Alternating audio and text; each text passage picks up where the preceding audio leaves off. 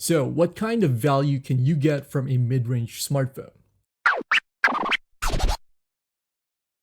Hey, what's going on YouTube? Mike here from Team VRY, and today we finally got our hands on the Google Pixel 4a 5G. Now, as someone who's used the Pixel 3a and the Pixel 4a, I've had an amazing time with Google's line of mid-range devices, and I've featured them a lot here on Team VRY. The Pixel 4a 5G does feature some upgrades over the regular 4a, such as a larger display and battery, a faster chipset, and an extra camera. I've used the phone for a few days now, so for this one, we're going to look at what you get with the Pixel 4a 5G package, as well as some first impressions. Let's get started. Alright, so if you have owned the Pixel 4a or even the 3a, the packaging is going to look and feel very similar. The Pixel 4a 5G comes in a pretty minimalist box with just some Google branding all over.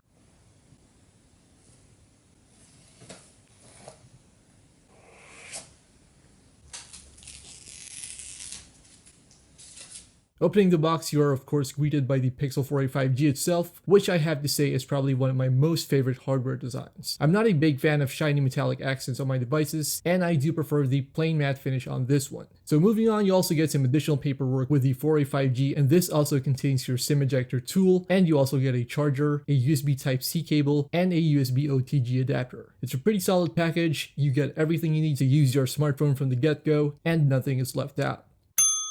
Now, I'm a big fan of how the Pixel 3a and the 4a were designed. The use of a matte texture is something that I think should be done in more smartphones, and the 4a 5G manages to do it nicely. On the bottom of the phone, you'll find a charging port and bottom firing speaker. The right side features your power and volume buttons, and the left side contains the SIM card tray, while the top of the phone houses a 3.5mm headphone jack. The front of the phone is where you'll find the large 6.2-inch OLED display and the 8-megapixel front-facing camera. Of course, the back of the phone features the 12-megapixel main camera and the 16-megapixel ultra-wide camera, as well as a fingerprint sensor. Overall, I think that it is a solid device. There's no creaking on the phone, and it's got a nice weight to it. Alright, so the Pixel 4a 5G's display does come with a 1080p resolution with a 60Hz refresh rate. It would have been nice to see 90Hz on this one, but you're gonna have to spend a bit more for the Pixel 5 if you strictly want a 90Hz display. The screen has decent brightness, but as I've noticed with most Pixel phones, you'll need to max out the brightness slider if you're ever outdoors or under bright lights. As for protection, the display is coated with Gorilla Glass 3, which does add a layer of defense against scratches and scuffs. Alright, so performance as expected is great. The Pixel 4a 5G comes with a Snapdragon 765G chipset and 6GB of RAM, which is a bit of an improvement over the Pixel 4a Snapdragon 730G. There's not much of a drastic difference, but then again, this means that you'll get an overall smooth and efficient user experience without any lags or crashes. Now, just for fun, I'm going to show you how the 4a 5G performs when it comes to games. I fired up Grid Auto Sport and Grim Valor, a couple of games that tend to bring a lot of Android devices to their knees, and played a few minutes of each game to see how the 4a 5G does.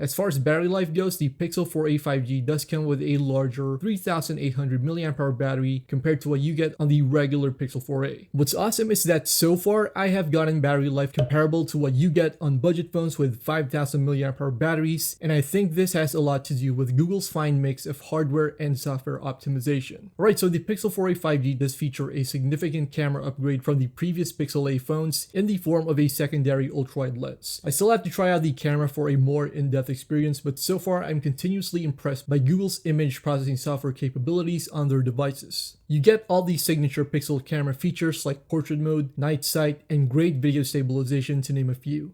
Here's a few samples from the camera so far.